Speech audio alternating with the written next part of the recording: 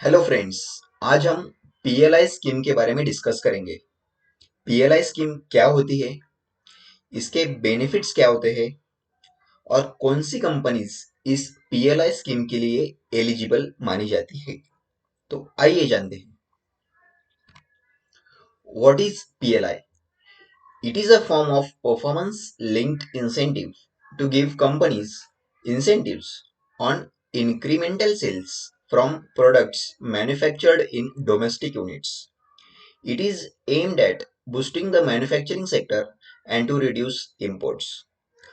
इसका मतलब गवर्नमेंट चाहती है कि आप कोई भी प्रोडक्ट इंपोर्ट करने के बजाय डोमेस्टिकली ही उस प्रोडक्ट को मैन्युफैक्चर कीजिए। अगर आप ऐसे करते हो तो हम आपको एक परफॉर्मेंस लिंक्ड इंसेंटिव प्रोवाइड करेंगे। द प्रोग्राम एम्स टू इस प्रोग्राम्स के ये जो स्कीम है इसके कुछ बेनिफिट्स है वो आइए देखते हैं। Boost manufacturing.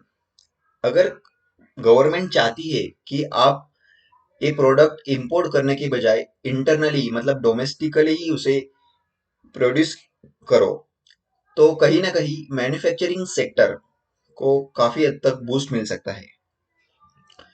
Reduce imports. तो अगर कोई कंपनी प्रोडक्ट को इंटरनली प्रोड्यूस करना चाहती है तो इससे ऑटोमेटिकली इंडिया के इंपोर्ट्स कम हो जाएंगे। Attract investments.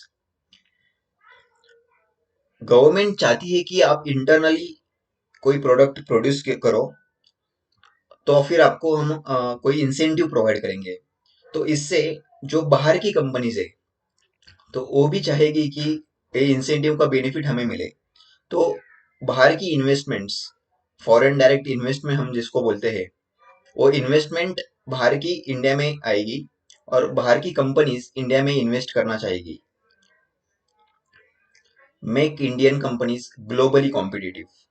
अगर इंडिया में काफी सारी कंपनीज आएगी तो कहीं ना कहीं इंडिया इंडियन इकोनॉमी ये मैन्युफैक्चरिंग हब क्रिएट करेगी। अगर मैन्युफैक्चरिंग हब इंडिया में क्रिएट होगा तो कहीं ना कहीं उसे ग्लोबली एक कॉम्पिटिटिव माना जाएगा। Create micro jobs. अगर बाहर की कंपनीज इंडिया में आएगी या फिर जो इंडियन कंपनीज वो मैन्युफैक्चरिंग का लेवल अगर बढ़ाएगी तो कहीं ना कहीं जॉब्स क्रिएट होगी नए। तो एम्प्लॉयमेंट अपॉर्चुनिटीज यहाँ पे हमें देखने को मिलेगी। The PLI scheme provides a subsidy of 4 to 6% on value of additional production. The program is built on 14 sectors. एक PLI scheme सब्सिडी प्रोवाइड करता है in the range of 4 to 6% on value of additional production. अगर कोई आप additional production करते हो over and about जो कुछ गवर्नमेंट ने डिसाइड कर रखा होगा उसके ऊपर आपको एडिशनल प्रोडक्शन पे 4 to 6% का इंसेंटिव या वो बेनिफिट आपको दिया जाएगा। The PLI scheme was introduced as a part of a national policy on electronics by the IT ministry. मतलब सबसे पहले जब पीएलआई स्कीम अप्लाई की थी, इंट्रोड्यूस की थी, वो आईटी मिनिस्ट्री ने की थी for electronics product.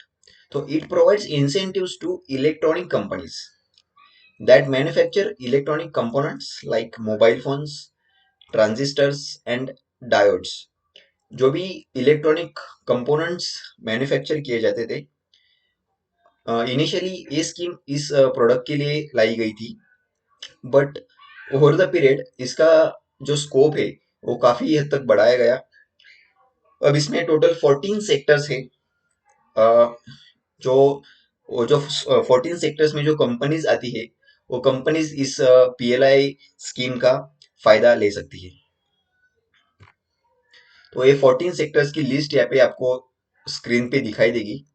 Like mobile manufacturing and specified electronic components, critical key starting material oblique drug intermediaries and active pharmaceutical ingredients, manufacturing of medical devices, automobiles and auto components, pharma drugs, specialty steel, telecom and networking products, electronic oblique technology products, white goods, उसमें AC और LED आता है, food products, textile products, high efficiency solar PV modules, advanced chemistry cell battery and drones and drone components.